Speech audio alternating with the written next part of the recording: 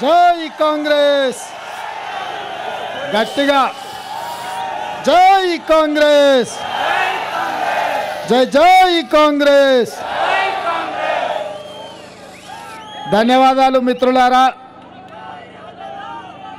శ్రీమతి సోనియా గాంధీ గారు శ్రీ మల్లికార్జున్ ఖర్గే గారు శ్రీ రాహుల్ గాంధీ గారు మల్కాజ్గిరి పార్లమెంటు నియోజకవర్గ కాంగ్రెస్ పార్టీ అభ్యర్థిగా సునీత మహేందర్ రెడ్డి గారిని ఈ ఎన్నికల బరిలో దించితే ఈరోజు సునీత మహేందర్ రెడ్డి గారిని గెలిపించడానికి కాంగ్రెస్ పార్టీ జెండా ఉప్పల్ గడ్డ మీద ఎగరేయడానికి మిత్రుడు పరమేశ్వర్ రెడ్డి పెద్ద ఎత్తున ఈ కార్యక్రమాన్ని ఏర్పాటు చేసి ఈ కార్యక్రమంలో హరివర్ధన్ రెడ్డి గారు శ్రీదేవి కార్పొరేటర్ గారు రజిత పరమేశ్వర్ రెడ్డి కార్పొరేటర్ గారు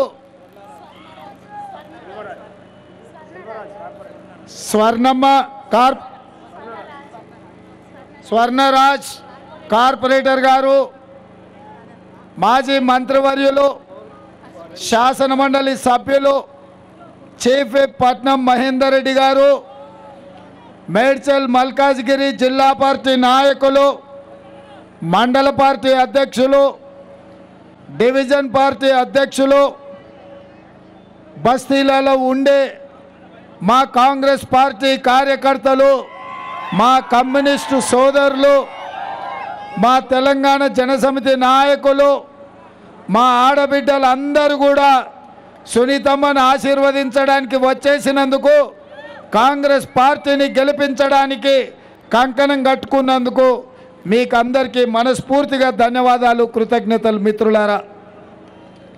మిత్రులారా ఈ ఎన్నికలు ఉండే నాయన జరసేపు ఎన్నికల వరకు జర ఓపిక పట్టారు ఇవాళ మా యూత్ కాంగ్రెస్ మా ఎన్ఎస్యుఐ నాయకులకు ఉత్సాహం మూసీ నది పరిగెత్తినట్టు పరిగెత్తుతుంది అది మే 13 తారీఖు వరకు ఆ ఉత్సాహాన్ని కొనసాగించాల్సిందిగా కోరుకుంటూ ఇవాళ ఒక్కటే ఆలోచన చేయండి ఈ ఎన్నికల్లో ముగ్గురు నిలబడ్డారు కాంగ్రెస్ పార్టీ నుంచి సునీత మహేందర్ రెడ్డి గారు వారి రాజకీయ నేపథ్యం రంగారెడ్డి జిల్లాలో వారి చేసిన పనులు మహేందర్ రెడ్డి గారు ఈ ప్రాంతంతో ఉన్న అనుబంధం ఒక్కసారి చూడండి రెండవది బీఆర్ఎస్ నుంచి ఎవరైతే నిలబడ్డారో ఇక నేను పేరు కూడా తీసుకోదలుచుకోలేదు ఇప్పుడే మా పరమేశ్ అన్ని వివరాలు చెప్పిండు ఎందుకంటే వాళ్ళు ఎన్నికల పోటీలోనే లేరు వాళ్ళ నాయకులు చంద్రశేఖరరావు కేటీఆర్ బీజేపీకి మల్కాజ్గిరి పార్లమెంటు నియోజకవర్గానికి తాకట్టు పెట్టినరు ఉత్తగా మనం పెద్ద బంగళా కట్టుకుంటే బంగళా ముందల మనం దిష్టిబొమ్మ పెట్టుకుంటాం అట్లనే ఇవాళ బీఆర్ఎస్ వాళ్ళు ఒక దిష్టిబొమ్మని ముందల పెట్టుకున్నారు తప్ప ఎన్నికల్లో పోటీ చేస్తలేరు బీఆర్ఎస్ ఎన్నికలలో మనకు అసలు చర్చనే లేదు ఇక మూడవది బీజేపీ నాయకుడు అంటున్నాడు ఆయననే ఇంద్రుడు ఆయననే చంద్రుడు ఆయననే సత్య హరిశ్చంద్రుడు ఇప్పుడే ఆకాశం నుంచి ఊడిపడ్డా మీ మల్కాజ్గిరిని అద్దమొల్లి చేస్తా అని మనకు మాటలు చెప్తుండు నేను ఒక్క మాట అడగదలుచుకున్న ఉప్పల్ ప్రజల తరఫున అయ్యా ఈటెల రాజేందర్ 2001 నుంచి 2021 వరకు 20 సంవత్సరాలు నువ్వు చంద్రశేఖరరావు గారు ఒకటే కంచంలో తిని ఒకటే మంచంలో వండుకొని ఈ తెలంగాణను విధ్వంసం చేసింది మీరిద్దరు కాదా ఆయన మందేసినప్పుడల్లా ఆయన కాపలా కూర్చొని ఆయనకు సొల్లు ముచ్చట్లు చెప్పింది నువ్వు కాదా నువ్వు బీఆర్ఎస్లే కేసీఆర్ దయతోని ఎమ్మెల్యే వై కేసీఆర్ దయతోని మంత్రి వై 2 ఏళ్ల కింద మీకు పంపకాలలో పంచాయతీ వచ్చి నీకెక్కువ నాకు తక్కువ అని మీరు పంచాయతీ పెట్టుకొని విడిపోయినరు తప్ప, లేకపోతే నువ్వేదన్నా బలహీన వర్గాల కోసమో, లేకపోతే మా మాదిగ సోదరుల వర్గీకరణ కోసం, ఏబిసిడి వర్గీకరణ కోసమో, లేకపోతే మా ముదిరాజ్ సోదరులు బీసీ డి గ్రూపులను వాళ్ళని ఏ గ్రూపులకు మార్చాలనో, లేకపోతే మా ఉప్పల్లో మొండిగోడలాగా నిలబడ్డ ఈ ఫ్లైఓవర్ 5-6 ఏళ్ల నుంచి రోడ్లు వైడనింగ్ జరగక పిల్లలు సైకిల్ మోటార్ల మీద పోతుంటే గుంతల పడి చచ్చిపోతుంటే ఎన్నడన్నా నువ్వు చంద్రశేఖరరావును ఈ ఉప్పల్ గురించి ఏమన్నా అడిగినవా? ఇది కాదు, 2021లో వర్షాలు వచ్చి వరదలు వచ్చి మా ఉప్పలంతా మూసీలో మునుగుతే కనీసం వీళ్ళు ఎట్లున్నారో, మునిగినరా, సచ్చినరా, బతికినరా, మునిగిన నీళ్ళల్లో నుంచి తేలినరా, వాళ్ళకి నీళ్ళల్లో మునిగిపోయిన టీవీలు కాలిపోయినాయా, ఫ్రిడ్జ్లు పేలిపోయినాయా, ఇండ్లల్లో వాళ్ళ ఉప్పు పప్పు బెల్లం చింతపండు బియ్యం తడిసిపోతే వాళ్ళు బతికినరా, వాళ్ళకు భోజనం ఎట్లా అని ఎన్నడైనా ఆలోచన చేసినవా రాజేందర్? ఎన్నడైనా ఈ పేదోళ్ళ కోసం 10 ఏళ్ళు మంత్రిగా ఉన్నావు కదా చంద్రశేఖరరావు మంత్రివర్గంలో, ఏ ఒక్క రోజైనా ఈ ఉప్పల్కి ఏం కావాలని ఎన్నడైనా వచ్చినవా? ఇవాళ హుజూరాబాదులో పోయి ఉప్పల్లో తేలి మల్కాజ్గిరి నా సొంతం అంటుండే ఆయన. ఎట్లా సొంతమే? నువ్వు ఏం చేసినవని, ఏం తెచ్చినవని? చివరికి బీజేపీలకు పోయి కూడా 2 ఏళ్ళు అయిపోయింది. ఈ ఉప్పల్ ఫ్లైఓవర్ ఎందుకు పెండింగ్ ఉందని ఎన్నడైనా మోడీని అడిగినవా? నితిన్ గడ్కరీ దగ్గరికి పోయి ఎట్లా చేద్దామని ఎప్పుడైనా ఆలోచన చేసినవా? మరి ఏం అధికారం ఉంది, ఏం హక్కు ఉంది నీకు ఇక్కడ ఓటు అడగని? కానీ రాజేందర్ నేను అడుగుతున్నా, రాజేందర్ కేసీఆర్ వేరు కాదు, బొమ్మ బొరుసులాగా నానానికి ఒకరు బొమ్మ అయితే ఇంకొకరు బొరుసు, వీళ్ళిద్దరు కలిసే తెలంగాణని 10 ఏళ్లలో 100 ఏళ్ళకు సరిపోయే విధ్వంసం చేసిండ్రు. కేసీఆర్ కాళేశ్వరంలో దోసుకుంటే ఆర్థిక మంత్రిగా నువ్వే కదా సంతకాలు పెట్టి 1000 కోట్ల రూపాయల బిల్లులు ఇచ్చింది. కరోనా సమయంలో పేదలకు మాస్కులు కొనాలంటే, పేదలకు మెడిసిన్ ఇవ్వాలంటే, పేదలకు ఇంజెక్షన్స్ ఇవ్వాలంటే వాటిని కూడా సిఎస్ఆర్ ఫండ్స్ను కంపెనీలను బెదిరించి 100 కోట్లు సంతోషరావు కొల్లగొడుతుంటే వైద్య ఆరోగ్య శాఖ మంత్రిగా నువ్వే కదా సంతకాలు పెట్టింది రాజేందర్. ఇవాళ ఈ రాష్ట్రంలో కేసీఆర్ కుటుంబం 1,00,000 కోట్ల దోపిడీకి పాల్పడ్డదంటే నువ్వే కదా దొంగలకు సద్దులు మోసింది రాజేందర్. అప్పుడే మర్చిపోయినవా? ఇవాళ ధరణి ముసుగులో ఔటర్ రింగ్ రోడ్డు చుట్టూతా హైదరాబాదు నగరంలో వేలాది ఎకరాల భూములను దొరలు ఆక్రమించుకున్నారంటే ఆ దొరల గడీల దగ్గర కాపలా కాచింది నువ్వు కాదా రాజేందర్? గద్దరన్నను ప్రగతి భవన్ ముందల ఎర్రటెండకు 4 గంటలు కూర్చోబెడితే మిట్ట మధ్యాహ్నం ఒక్క రోజన్న గద్దరన్నను అవమానిస్తావా అని ఎన్నడన్నా కేసీఆర్ను గద్దించినవా? ఇవాళ కూడా ఈ మల్కాజ్గిరి ప్రాంత ప్రజల్ని ఆలోచన చేయమంటున్నా. కేటీఆర్ ఎప్పుడన్నా రాజేందర్ను విమర్శించిండా?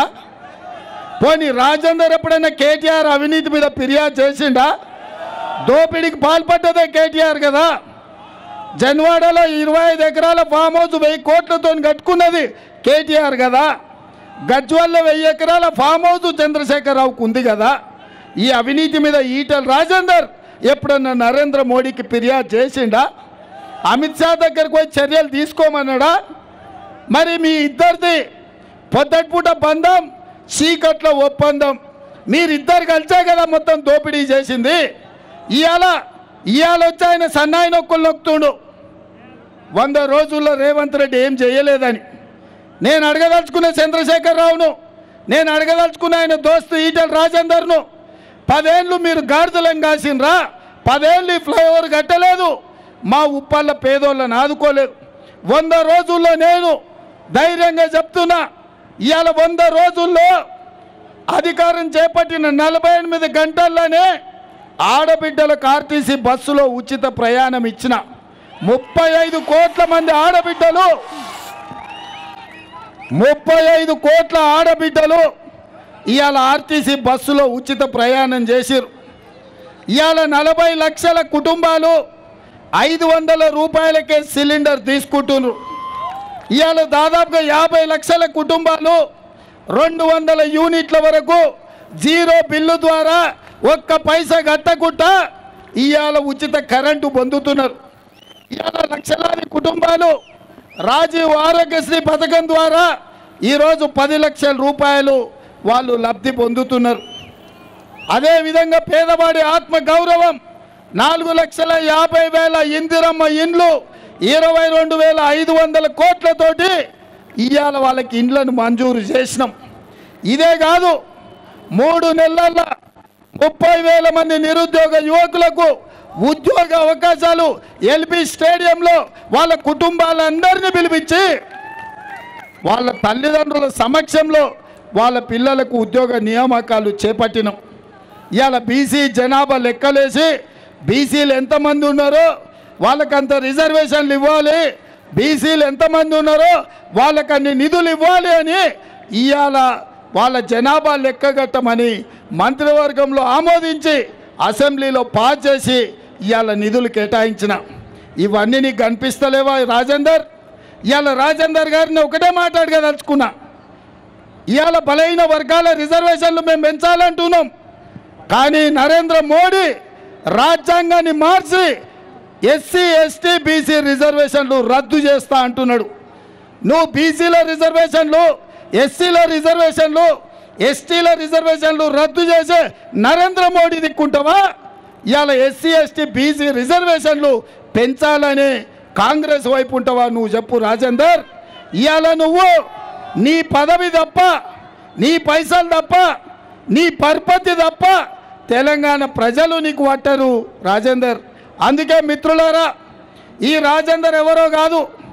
అంగి మార్చి ఉండొచ్చు, రంగు మార్చి ఉండొచ్చు, వేషం మార్చి ఉండొచ్చు, ఊరు మార్చి ఉండొచ్చు, కానీ ఏ వేషంలో వచ్చినా, ఏ రూపంలో వచ్చినా, ఎన్ని బైరూపు వేషాలు వేసినా మా ఉప్పల్ ప్రజలు గుర్తుపడతారు. దూరంగా ఉండంగానే చూడంగానే గుర్తుపడతారు. అందుకే మిత్రులారా, ఇవాళ కాంగ్రెస్ పార్టీకి అండగా నిలబడండి. మీ ప్రాంతాన్ని అభివృద్ధి చేసే బాధ్యత నాది.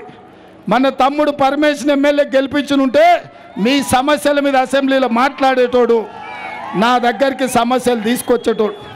కానీ ఇవాళ దురదృష్టవశాత్తు మన అసెంబ్లీలో గెలవలే. అందుకే ఈసారి సునీతమ్మని ఎంపీగా గెలిపించండి. మీ ఉప్పల్ సమస్యలు తీసుకొచ్చి ఈ రాష్ట్రంలో 10 ఏళ్ళు మన ఇందిరమ్మ రాజ్యం ఉంటుంది, పేద ప్రజాపాలన ఉంటుంది. 10 ఏళ్ళు మీ ప్రాంతాన్ని అద్దం అభివృద్ధి చేసే బాధ్యత కాంగ్రెస్ పార్టీ తీసుకుంటుంది, మిమ్మల్ని అందరినీ ఆదుకుంటుంది. అందుకే సునీత మహేందర్ రెడ్డిని అత్యధిక మెజార్టీతో గెలిపించండి అని మిమ్మల్ని అందరినీ నేను అడుగుతున్నా. అందుకే మిత్రులారా,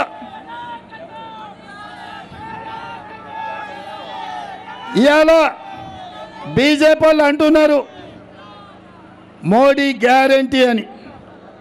నేను అంటున్నా మోడీ గ్యారంటీకి వారంటీ అయిపోయింది, మోడీ ఇంటికి పోతున్నాడు. ఇంతకుముందే గీడెవరో బాయ్ బాయ్ మోడీ అని తెచ్చారు. ఏవయ్యా అవి? ఇవో గీడ అవి చూపించారు, అందరు చూపి, అట్లా తిప్పి చూపి, నాకు కాదు మందికి అందరు చూపి. Bye bye Modi, bye bye Modi, bye bye. మీరందరు నేను బాయ్ బాయ్ అంటే మీరు మోడీ అనుర్రి. Bye bye, bye bye, bye bye, bye bye, bye bye, bye bye, bye bye, bye bye, bye bye, bye bye, bye bye, bye bye. జై కాంగ్రెస్, జై జై కాంగ్రెస్. హస్తం గుర్తుకే, హస్తం గుర్తుకే. ధన్యవాదాలు మిత్రులారా.